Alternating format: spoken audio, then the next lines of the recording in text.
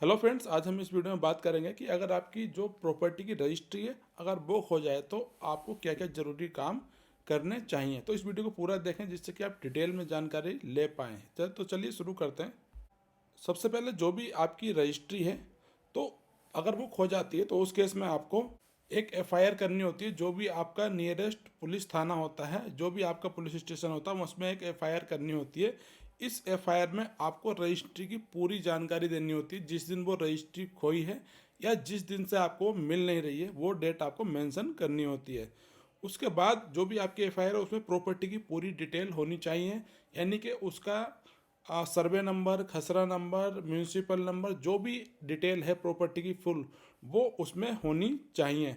फिर प्रॉपर्टी की जो भी रजिस्ट्री होती है उसका एक यूनिक नंबर होता है, जो कि सब रजिस्ट्रार के रजिस्टर में एक सीरियल नंबर होता है। वो जानकारी देनी बहुत ही ज़रूरी है।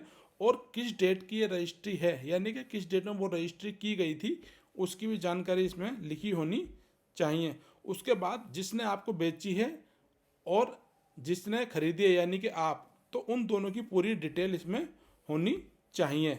इसके बाद ये एक स्टेप हो गया कि आपको उस प्रॉपर्टी की जो रजिस्ट्री से खोने की एक एफआईआर करा देनी है।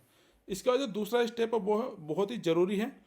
जब ये आप एफआईआर कर देते हैं तो उसके बेसिस पे आपको जो न्यूज़पेपर हैं, दो जो अखबार हैं आपके क्षेत्र के, उसमें इसको प्रकाशित कराना होता है कि आपकी जो प्रॉपर्टी की जो भी रजिस्ट्री की डिटेल है वो खो गई है, और अगर वो किसी को मिलती है तो वो आपको वापस कर दें।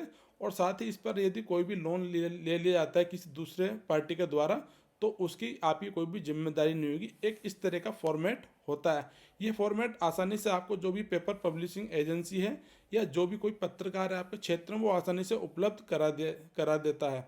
अगर आपको इस प्रॉपर्टी की जो पब्लिशिंग की फॉर्मेट चाहिए तो आप कमेंट करें, वो भी मैं इसमें अलग से बना के डाल दूँगा। तो सबसे पहले जो भी न्यूज़पेपर है वो एक न्यूज़पेपर होना चाहिए इंग्लिश का, और दूसरा होना चाहिए आपकी स्थानीय भाषा का। मान लीजिए आप रहते हैं पंजाब में और पंजाब में आपकी ज़मीन है, तो उस केस में आपको जो भी न्यूज़पेपर लेना है, एक तो इंग्लिश का लेना ही लेना है सब जगह के लिए, और जो दूसरा होगा आपकी स्थानीय लैंग्वेज में होगा, यानी कि पंजाबी। अगर आप बंगाल में रहते हैं तो उस केस में बंगाली भाषा का जो भी न्यूज़पेपर होगा वो एक हो जाएगा, प्लस एक इंग्लिश हो जाएगा। तो इस तरह से दो न्यूज़पेपर में आपको पब्लिश वो करानी है। जो रजिस्ट्री खोने की जानकारी है वो आपको प्रकाशित कराना है अखबार में, जैसा कि हमने बताया। और एक इंग्लिश और एक स्थानीय भाषा का न्यूज़पेपर होना चाहिए, और इसमें प्रॉपर्टी की पूरी जानकारी लिखी होनी चाहिए। इसके बाद जो भी एफआईआर की है उसकी डेट भी इसमें मेंशन होनी चाहिए, और वो आपने किस थाने में की थी, किस डेट को की थी, वो भी जानकारी इस न्यूज़पेपर में पब्लिश करानी आपको होती है। जब आप न्यूज़पेपर में ये पब्लिश करा देते हैं तो उसके बाद जो न्यूज़पेपर एजेंसी है वो आपको करीब करीब चार चार कॉपी देती है न्यूज़पेपर की पब्लिश होने के बाद। तो इसमें डिटेल में आप इनको अपने पास रखें। इसके बाद जो तीसरा स्टेप है, बहुत ज़रूरी स्टेप है। ये सब एफआईआर प्लस न्यूज़पेपर में पब्लिश कराने के बाद आपको जो भी आपकी रजिस्ट्री हुई है उसकी एक सर्टिफाइड कॉपी निकलवानी होती है सब रजिस्ट्रार से, या जो भी आपकी तहसील है या जो भी आपका रजिस्ट्रार है। तो इस तरह से जो आपकी सर्टिफाइड कॉपी है वो आपको मिल जाती है। अब इसमें बहुत ही ज़रूरी बात यह है कि ये सब काम तो आपने कर लिया। अब इसके बाद आपको इसकी एक फ़ाइल बनानी है। उसमें क्या क्या रखना है आपको, एक तो एफआईआर की कॉपी रखनी है, साथ ही आपको जो समाचार पत्र में आपने प्रकाशित की थी अपनी प्रॉपर्टी खोने की जानकारी, उसकी कॉपी आपको साथ में रखनी है। और उसके बाद जो भी सर्टिफाइड कॉपी है रजिस्ट्री की आपकी, वो आपको साथ में रखनी है। तो इस तरह की आपको एक फ़ाइल बना के अपने घर पर रखनी है। अगर और ज़्यादा आप सेफ्टी चाहते हैं तो उस केस में सेम एक फ़ाइल बना के आप अपने बैंक लॉकर में भी रख सकते हैं। तो यहाँ तक जो भी कार्य था वो आपका पूरा हो चुका है।